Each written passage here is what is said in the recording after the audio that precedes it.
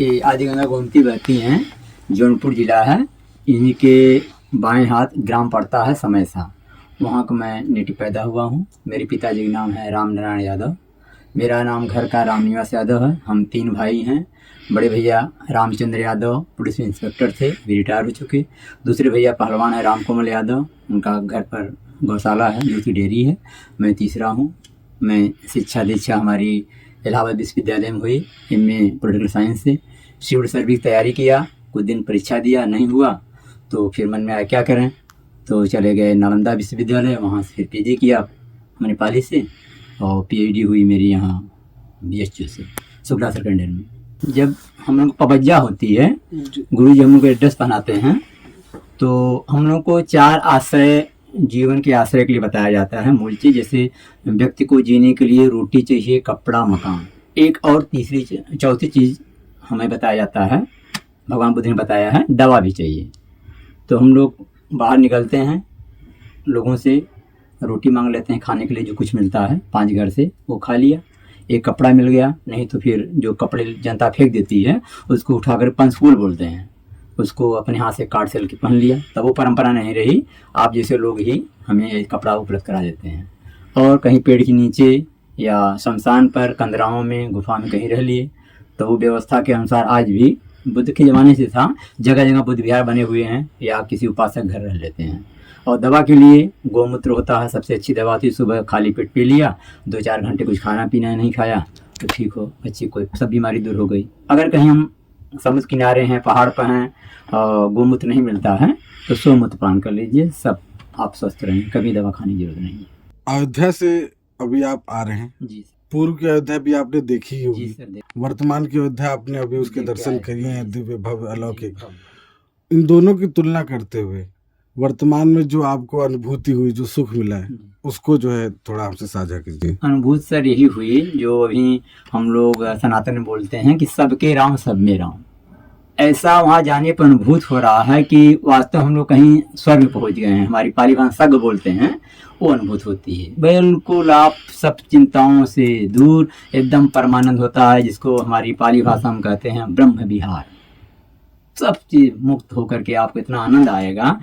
कोई भी आप व्यक्ति पूछिए, हम ही नहीं, कोई भी व्यक्ति आया, आप भी वहाँ पर जाइए, देखेंगे पहले से आज की तुलना में बिल्कुल आपको ब्रह्म विहार ही महसूस होगा। आनंद है, आनंद है प्रभु राम की नगरी में।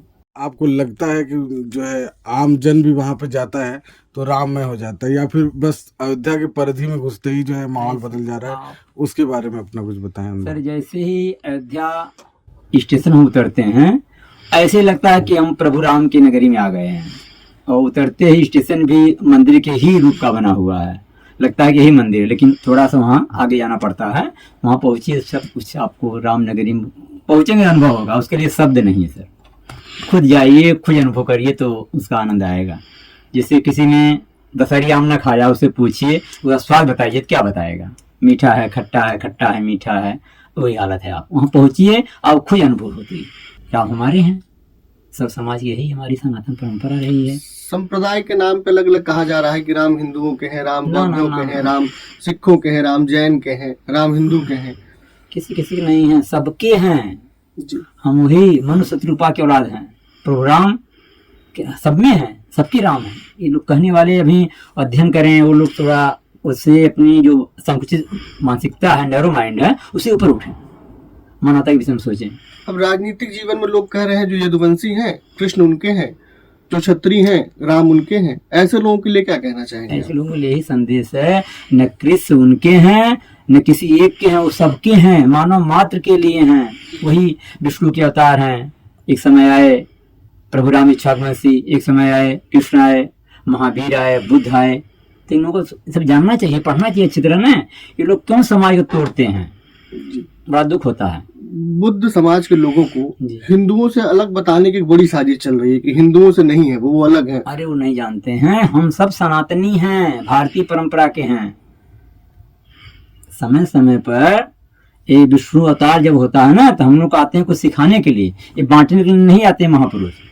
इन लोगों को समझना चाहिए, इन लोगों का अध्ययन नहीं है। और क्या बोलते हैं अब उन्हीं से पूछिए, हम लोग उनके लिए भी शब्द नहीं है, क्या कब बोल जाए। इस समाज को तोड़ने के षड्यंत्र करते हैं। एक बहुत बड़ा वर्ग है जो ये कह रहा है कि जो महात्मा बुद्ध जी जो उसमें जो उनको 9वां अवतार जो दिखाया गया है नई मूर्ति में, तो उसका इसको लेकर के विरोध करता है। वो कहता है कि नहीं, बुद्ध जी का जो है विष्णु भगवान से कोई अर्थ नहीं है। और वो खुद भी ऐसे बौद्ध लोग हैं जो प्रचार कर रहे कि हैं। मैं बीएचयू का छात्र हूँ और छात्रा और पीएचडी में किया हूँ इसी बुद्ध पर ही, उन आके हमसे डिबेट कर लें। मैं भिक्खु बोधि रत्न बोल रहा हूँ सारनाथ बुद्ध विहार से, किसी भी संबंध में हो आके बोल लें, लिटरेचर निकालना, त्रिपिटक पढ़ा हुआ है, बुद्ध कौन है बताते हैं अपने दशरथ जातक में। हम वही इक्ष्वाकुवंशी आज हैं, इक्ष्वाकुवंशी जो राम थे वही आज हम इस रूप में पैदा हुए हैं।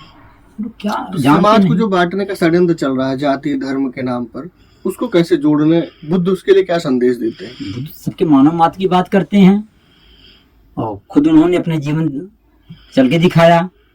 ये राजमहल में भी गए और गरीबी के झोपड़ियाँ भी गए, सभी वर्ग के लोग उनके थे, भंगी भी थे, हर समाज के लोग थे, राज परिवार से, उनके खुद परिवार के लोग थे, संघ में स्त्री से पुरुष से सबकी समानता की बात करते हैं।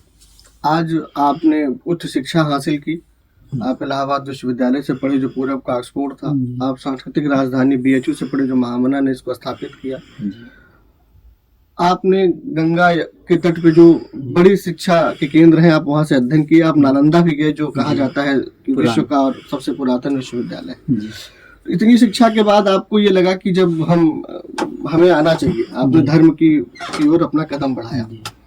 तो आप कैसे देखते हैं कि जो आज बताया जा रहा है कि धर्म जो है बांटने का काम कर रहा है, धर्म तोड़ने का काम कर रहा है, कुछ लोग कुछ नहीं करते इसलिए धर्म की राजनीति करते हैं, तो धर्म कितना महत्वपूर्ण है आज के लोगों के लिए, इसको जरा बताइए। धर्म कहते हैं धार्यते धर्म, जो हम धारण के वही धर्म है। हम पूरी दुनिया की जितनी मानव समाज हैं सबका एक ही उद्देश्य 100 में 99%, मात्र 1% बचता है, वो जो अंतर है मात्र लिबास का। कोई pant shirt suit tie put पहनता है, कोई धोती कुर्ता पहनता है, कोई पैजामा कुर्ता पहनता है। कुछ लोग हैं हम लोग जैसे एक लुंगी पहन लिए, एक वैसे अपना डाली चद्दर, ये चद्दर रख लिए, तो इतना ही रहेगा, अंतर रहेगा। लेकिन सबके 99% जो है सबका एक ही है। अयोध्या में अभी जो वहां पर जो भीड़, जन समुदाय, जन समुद्र कुछ भी कह लीजिए, जो उमड़ रहा है प्रतिदिन हर दिन जो उमड़ रहा है, वहां पर मिलने वाली सुविधाएं, मतलब वहां पे ऐसा तो नहीं कि मतलब कि भीड़ ज्यादा है तो असुविधा दिख रही हो, सुरक्षा की नज़र से, सुविधाओं की नज़र से, और किस भौगोलिक जगह से ज़्यादातर वहाँ पे लोग पहुँच रहे हैं, तो उसके बारे में थोड़ा सा मतलब बताया ताकि जो बाहर के लोग जो जाना चाहें तो उनको कुछ सर वहाँ राम नगरी में किसी बात की कमी नहीं है। जैसा नाम है वैसा वहाँ आप पहुँचते सारी सुविधाएं मिलेंगी, खाने पीने रहने की टेंट नगरी बनी हुई है, वहाँ आप जाएंगे सारी आपको व्यवस्था मिलेगी। और खाने पीने के तो सब वहाँ पर जगह जगह लंगर चल रहे हैं और अच्छा खाना मिलेगा। देसी घी के टक आए हुए हैं, टैंकर का दूध जा रहा है, आपको खीर मिलेगी, हलवा पूड़ी मिलेगी और हर तरह का व्यंजन खाना मिलेगा। भारत जितने खाने बनते हैं सब आपको मिलेगा, कोई चीज़ परेशानी नहीं। और प्रशासन की इतनी अच्छी व्यवस्था है कि आपको वहाँ लाइन लग जाइए, दर्शन जरूर होगा, प्रसाद मिलेगा। महात्मा बुद्ध जी को कुछ लोग अपने व्यक्तिगत लालच में यह प्रचारित करते हैं कि वे हिंदू धर्म के विरोधी रहे हैं और उन्होंने यहाँ पर जो व्याप्त कुरीतियां थी उसके आधार पर एक ऐसे धर्म की स्थापना की जो हिंदू धर्म को जो है खड़ा होकर के मुंह तोड़ जवाब दे सके।